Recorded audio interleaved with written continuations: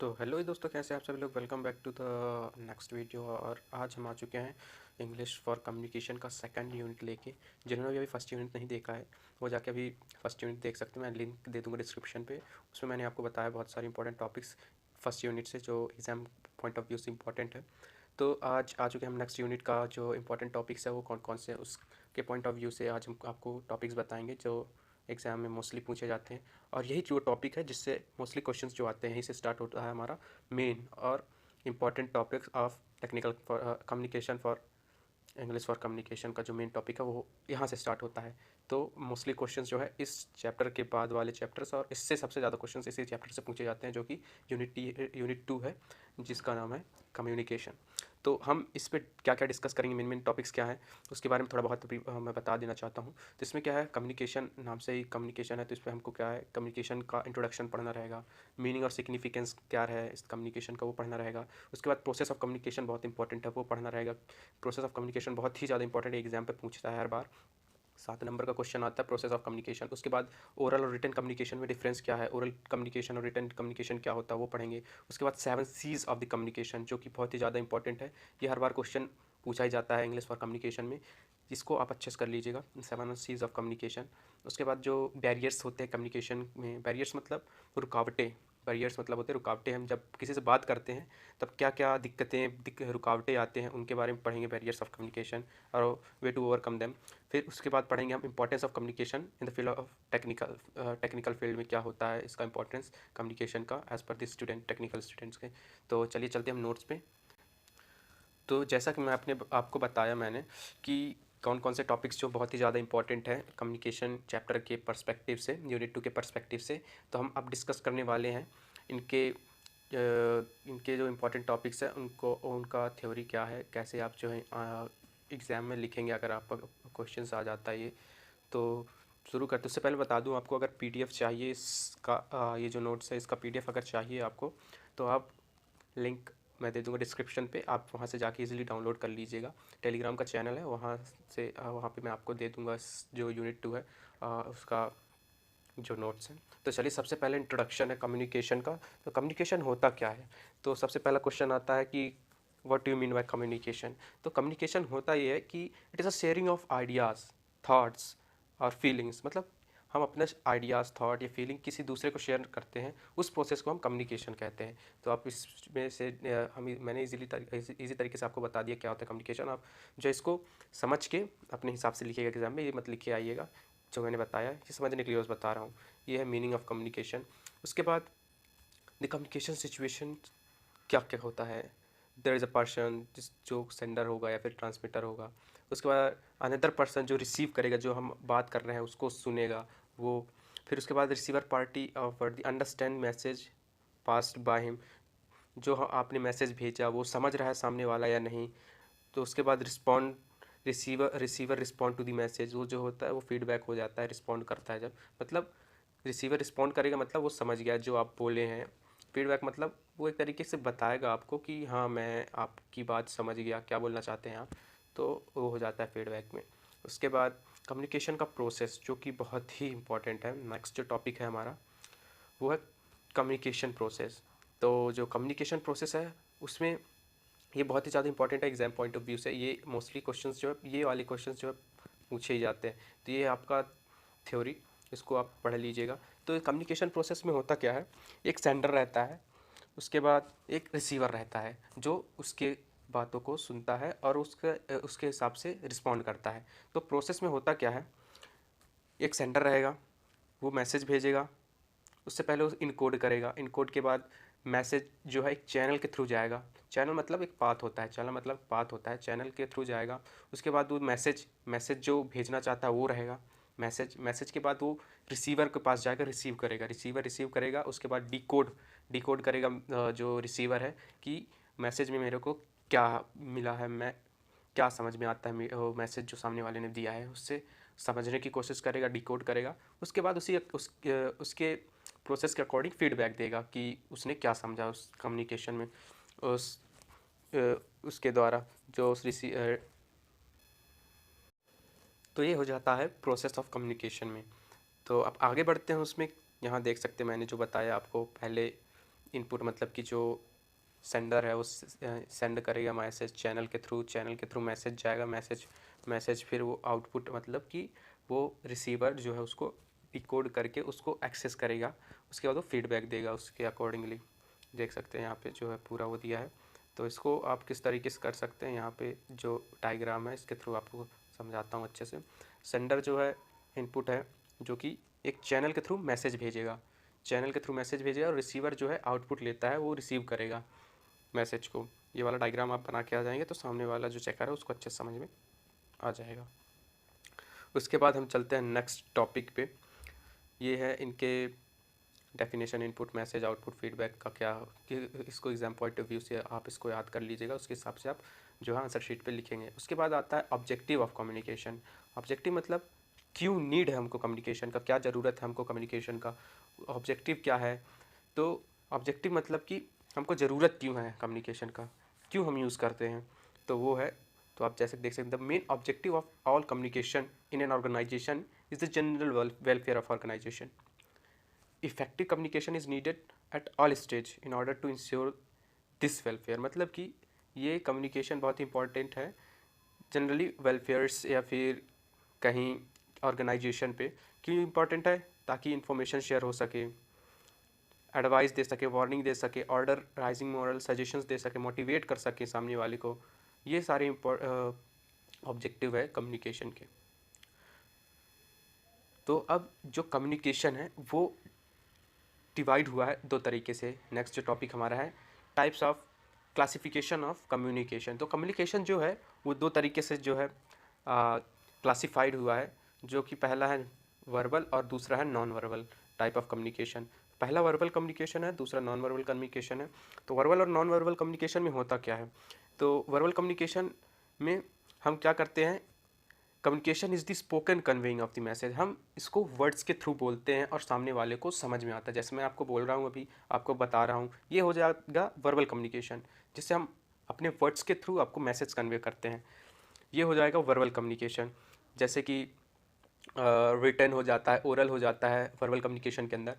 और non verbal communication के अंदर आता है एक ऐसा कम्युनिकेशन जिस पे वर्ड्स का यूज़ नहीं होता, ह्यूमंस बोलते नहीं हैं। जैसे आपने देखा होगा कि न्यूज़ में कभी कभार ऐसे लोग भी मतलब वो करते हैं, फिंगर्स का यूज़ करके आपको समझाने की कोशिश करते हैं। वो वर्ड्स से नहीं बोलते हैं, लेकिन अपने जो जेस्चर्स है, फेशियल एक्सप्रेशन, फिंगर्स से कुछ अपने अकॉर्डिंगली फिंगर्स के थ्रू आपको समझाने की कोशिश करते हैं। मतलब जो पर्सन रहता है जो सुन नहीं सकता, उसके लिए जो है आई कांटेक्ट के थ्रू या फिर फेशियल एक्सप्रेशन के थ्रू, ऐसे जो कम्युनिकेशन होते हैं जिसमें वर्ड्स का यूज़ नहीं होता है, फेशियल एक्सप्रेशन और आई कांटेक्ट का यूज़ होता है, वैसे कम्युनिकेशन को हम नॉन वर्बल कम्युनिकेशन कहते हैं। और अब बढ़ते हैं हम आगे, जो कि बिजनेस कम्युनिकेशन। बिजनेस कम्युनिकेशन क्या होता है, business communication is used for a wide variety of activity including but not limited to strategic communication, planning, media relation, public relation. तो जो बिजनेस कम्युनिकेशन है वो ऐसा कम्युनिकेशन है जिसका यूज़ हम बिजनेस के पर्सपेक्टिव से करते हैं, वो कम्युनिकेशन जो है बिजनेस कम्युनिकेशन है। उसके बाद हम बढ़ते हैं, अब नेक्स्ट जो हमारा टॉपिक है वो होने वाला है इंटरपर्सनल कम्युनिकेशन, जो कि बहुत ही ज़्यादा इंपॉर्टेंट है। इंटरपर्सनल कम्युनिकेशन होता क्या है, इन सिंपल टर्म्स मैं बता दूं आपको इंटरपर्सनल कम्युनिकेशन क्या होता है। It is a communication between one person and another person. जैसे कि मैं सामने वाले किसी फ्रेंड से बात कर रहा हूँ, कॉलेज में गया तो वो हो जाएगा इंटरपर्सनल कम्युनिकेशन, एक दूसरे से बात करना, मतलब इंटरपर्सनल, एक दूसरे से पर्सनली बात करना, फेस टू फेस, वो हो जाता है इंटरपर्सनल कम्युनिकेशन। ठीक है, अब बढ़ते हैं हम नेक्स्ट जो हमारा टॉपिक है model of communication. Model of communication देख लीजिए क्या होता है, इतना इम्पोर्टेंट तो है नहीं है, फिर भी आप देख सकते हैं। पढ़ते हैं हम नेक्स्ट, जो ये डायग्राम देख लीजिए, आपको अच्छे समझ आ जाएगा। ये सेंडर है, सोर्स, वो चैनल के थ्रू आपको जो है मैसेज कन्वे करता है और रिसीवर्स जो है मैसेज को एक्सेस करते हैं, फिर उसके अकॉर्डिंगली फीडबैक देता है। इसको आप इसी तरीके से जो है डायग्राम बना के आप उस सामने वाले को समझा सकते हैं।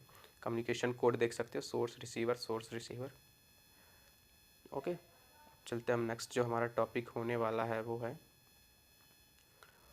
ओरल और रिटन कम्युनिकेशन। जैसे कि मैंने आपको बताया कि वर्बल कम्युनिकेशन भी दो टाइप से वर्बल कम्युनिकेशन जो है वो दो तरीके से क्लासिफाइड होता है, ओरल और रिटन कम्युनिकेशन। तो ओरल कम्युनिकेशन हम ऐसे समझ लेते हैं, ओरल मतलब बोल के, ओरली, ऐसे कम्युनिकेशन को हम जो है ओरल कम्युनिकेशन कहते हैं। रिटन कम्युनिकेशन क्या होता है, जो कि हम लिख के बताते हैं, ऐसे कम्युनिकेशन को हम ओरल कम्युनिकेशन कहते हैं। तो यहाँ देख सकते हैं, यहाँ पे आपको डेफिनेशन दिया है क्या होता है ओरल कम्युनिकेशन, और यहाँ पे देख सकते हैं, यहाँ पे दिया हुआ है जो रिटन कम्युनिकेशन का डेफिनेशन, रिटन कम्युनिकेशन क्या होता है। और यहाँ पे पूरा आपको दिख जाएगा, पूरा यहाँ पे थ्योरी है जिसको आप पढ़ के जो है आसानी से जो है ओरल कम्युनिकेशन का नोट्स है वो आप लिख सकते हैं एग्ज़ाम पे। और ये है फॉर्म्स ऑफ ओरल कम्युनिकेशन, कितने तरीके के होते हैं ओरल कम्युनिकेशन। तो यहाँ पे information, face to face talk है, इंटरव्यू, जीडी यानी ग्रुप डिस्कशन है, debates, meeting, conferences, committees, speeches, ये सारे जो हैं ओरल कम्युनिकेशन के अंदर आते हैं। ठीक है, उसके बाद ये एडवांटेजेस क्या होते हैं ओरल कम्युनिकेशन के। उसके बाद हम चलते हैं डिसएडवांटेजेस क्या होते हैं, ये बहुत ही ज़्यादा इंपॉर्टेंट, ये सब ओरल कम्युनिकेशन क्या है इसको अच्छे से पढ़ लीजिएगा। डिसएडवांटेज, एडवांटेज क्या होता है, ओरल कम्युनिकेशन का डेफिनेशन। उसके बाद हम आते हैं नेक्स्ट जो है रिटन कम्युनिकेशन। रिटन कम्युनिकेशन का जो है यहाँ आप देख सकते हैं थ्योरी क्या है, यहाँ तक आप देख सकते हैं पूरा रिटन कम्युनिकेशन का जो है थ्योरी दिया हुआ है, इसको आप अच्छे से पढ़ लीजिएगा। वैसे तो मैंने आपको बता दिया है क्या होता है। उसके बाद आप एडवांटेज क्या होता है रिटर्न कम्युनिकेशन का, डिसएडवांटेज क्या होता है। उसके बाद हम चलते हैं, हमारा जो सबसे ज़्यादा इंपॉर्टेंट टॉपिक है वो है 7 Cs of communication. 7 Cs of communication में होता क्या है आपको मैं दिखा देता हूँ। नोट्स आपको मैं जो है चैनल अपने टेलीग्राम चैनल पे दे दूँगा, अपलोड कर दूँगा, वहाँ से आप जाके इजीली डाउनलोड कर सकते हैं।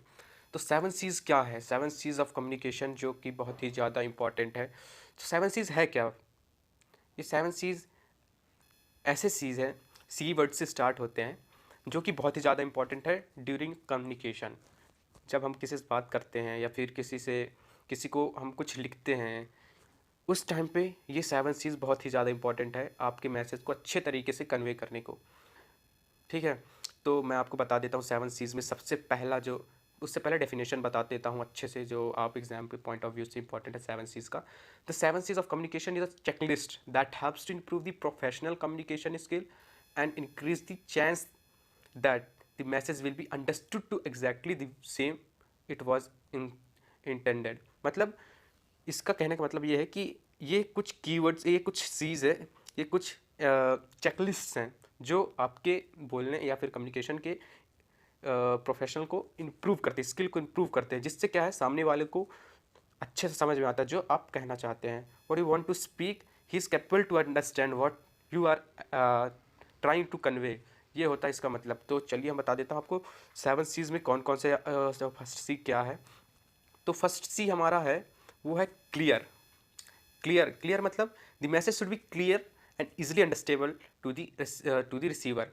मतलब जो आप मैसेज कहना चाहते हैं उसको अच्छे क्लियरिटी के साथ बोलिए। ऐसा ना हो कि आप कुछ भी बोल दें और सामने वाले, आप तो समझिए पर सामने वाले को कुछ समझ नहीं आया क्योंकि क्लियर नहीं था। तो ऐसे में क्या होगा, बैरियर एक तरीके से आ जाएगा और सामने वाले को हो सकता है कुछ और समझ ले। तो मैसेज जो है वो क्लियर होनी चाहिए। उसके बाद जो सेकंड है हमारा करेक्ट मतलब करेक्टली आप बोल रहे हैं जो आप बोलना चाहते हैं सामने वाले को।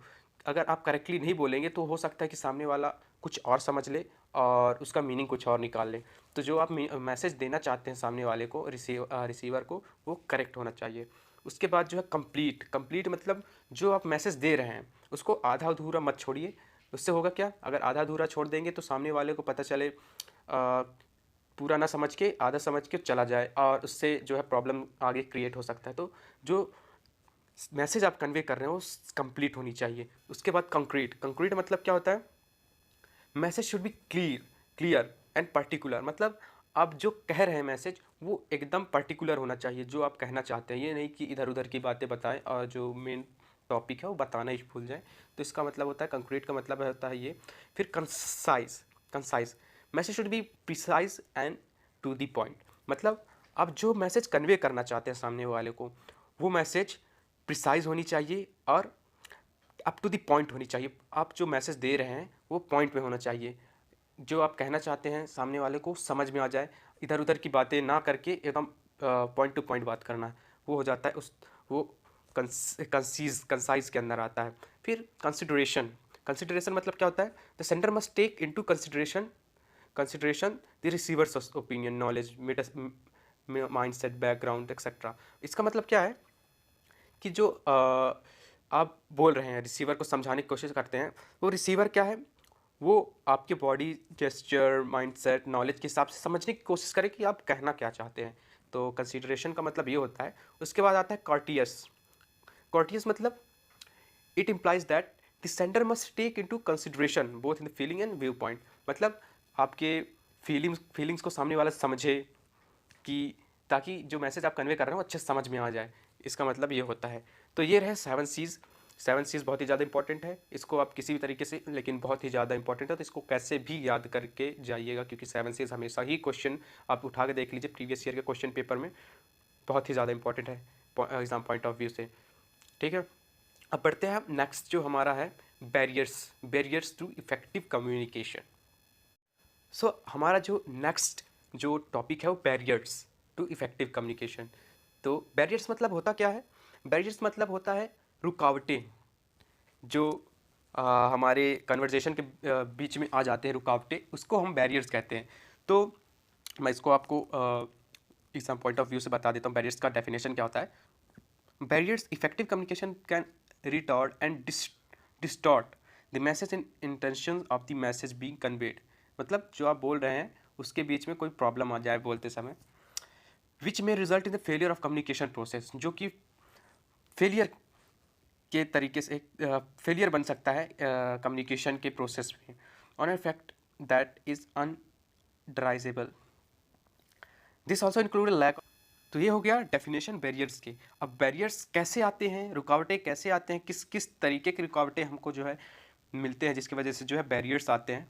तो सबसे पहला जो हमारा बैरियर है कम्युनिकेशन का वो है फिजिकल बैरियर। फिजिकल बैरियर मतलब physical barrier are often due to the nature of the environment. Example से बताता हूँ। This is a natural barrier which exist in the staff और located in the different buildings और different sites, likewise poor understanding particular failure. ये मतलब physical barrier ऐसा barrier जो physical मतलब जो दिखता है उसके वजह से हो जाता है। जैसे कि आप बहुत ही ज़्यादा दूर हैं, उसकी वजह से आपका जो कम्युनिकेशन वो सामने वाले को समझ नहीं आया, या फिर कोई बीच में इंस्ट्रूमेंट आ गया, दीवार आ गई जिसकी वजह से दीवार है जिसकी वजह से सामने वाले को आवाज़ नहीं आता है। ये जितने भी हैं ये फिजिकल बैरियर्स के अंदर आते हैं। फिर सिस्टम डिज़ाइन मतलब ये हो गया, ये एक ऐसा बैरियर है जो प्लेस इन ऑर्गेनाइजेशन, मतलब कोई ऑर्गेनाइजेशन के अंदर कोई सिस्टम बनाया है उसके वजह से जो बैरियर आते हैं उसके वजह से जो है बैरियर्स वो सिस्टम बैरियर्स के अंदर आते हैं। उसके बाद आता है एटीट्यूडनल बैरियर। एटीट्यूडनल बैरियर मतलब जो जैसे आप बोलते रहते हैं ना किसी को भी, तो यार तुम पे तो बहुत एटीट्यूड आ गया है। तो ऐसे बैरियर्स मतलब एटीट्यूड मतलब क्या होता है कि आप जो है किसी से अच्छे से ढंग से बात नहीं कर रहे हैं, ओवर कॉन्फिडेंस है, किसी भाव खा रहे हैं। तो ऐसे इनके वजह से जो बैरियर्स आते हैं वो होता है एटीट्यूडनल बैरियर। जो बैरियर्स और जो प्रॉब्लम्स हमको मिलते हैं एटीट्यूड की वजह से, शो ऑफ की वजह से, ऐसे बैरियर्स जो हैं एटीट्यूडनल बैरियर्स के अंदर आते हैं। फिर ये कुछ और बैरियर्स है। उसके बाद साइकोलॉजिकल बैरियर, जैसे कि वर्ड से समझ में आ रहा है साइकोलॉजिकल मतलब दिमागी हालत या फिर दिमागी संतुलन ढंग का ना होना, उसकी वजह से जो बैरियर्स आते हैं वो होते हैं हमारे साइकोलॉजिकल बैरियर में। फिर बाईपासिंग मतलब कि जैसे कि हो गया कि हम कुछ बोल रहे फिर कहीं से कोई शोर आ गया जिसकी वजह से हम जो बोल रहे थे वो सामने वाले को सुनाई नहीं दिया। वैसे बैरियर्स जो होते हैं बाईपासिंग होता है, मतलब बहुत सारे अननीडेड वर्ड्स, अननीडेड साउंड जो है बाहर से आ जाता है। तो ऐसे बैरियर्स को हम बाईपासिंग कहते हैं। फिर उसके बाद आता है मल्टीटास्किंग एंड टेक्नोलॉजी मल्टीटास्क। जो नेक्स्ट जो हमारा टेक्नोलॉजिकल बैरियर है, जो ऐसे बैरियर्स जो टेक्नोलॉजी की वजह से आते हैं। जैसे कि आपने देखा होगा कि कभी आप फ़ोन में बात कर रहे हैं और क्या है कभी कभी नेटवर्क चला गया, तो सामने वाले आप बात कर रहे हैं और सामने वाले नेटवर्क की वजह से आपको जो है आपके वर्ड्स जो है सामने वाले को सुनाई नहीं दिया। तो ऐसे बैरियर्स जो है टेक्नोलॉजिकल है, मतलब इससे आपने इस पे आप कुछ नहीं कर सकते, वो टेक्निकल बैरियर्स के अंदर आते हैं। टेक्नोलॉजी की वजह से जो रुकावटें आए हैं वो टेक्नोलॉजिकल बैरियर्स के अंदर आते हैं। ठीक है, उसके बाद जो नेक्स्ट है फियर आप जैसे जानते हैं कि अगर आपको सडनली बोल दिया जाए कि आपको स्टेज में जाके कोई स्पीच देना है, तो ऐसे बैरियर्स जो होते हैं फियर के अंदर आते हैं। आपको वहाँ जाते ही डर आ जाएगा, उसके वजह से आप जो भी प्रिपेयर करके आए हैं वो आप इजीली कन्वे नहीं कर पाएंगे सामने वाला। तो ऐसे बैरियर्स जो होते हैं फियर के अंदर आते हैं। उसके बाद जेंडर बैरियर मतलब ये हो सकता है कि आप लड़का हो या फिर लड़की हो, तो लड़का लड़की से हो सकता है कि घुल मिल ना पाए, या फिर he might not be confident to talk with other gender. तो ऐसे बैरियर्स जो होते हैं जेंडर बैरियर्स होते हैं, जो जेंडर की वजह से मेल फीमेल से अच्छे से बात नहीं कर पा रहा, फीमेल मेल से अच्छे से बात नहीं कर पा रहा, ऐसे बैरियर्स जो होते हैं जेंडर बैरियर्स के अंदर आते हैं। उसके बाद जो हमारा कल्चरल एस्पेक्ट से कल्चरल बैरियर मतलब क्या होता है, दूसरे कल्चर के जैसे आप। तो हमारा जो लास्ट टॉपिक है यूनिट 2 से, वो है कम्युनिकेशन स्किल फॉर इंजीनियर्स। मतलब कि टेक्निकल कम्युनिकेशन में जो कम्युनिकेशन स्किल हमारा नीड रहता है, वो हमारा लास्ट टॉपिक है कम्युनिकेशन स्किल फॉर इंजीनियर्स।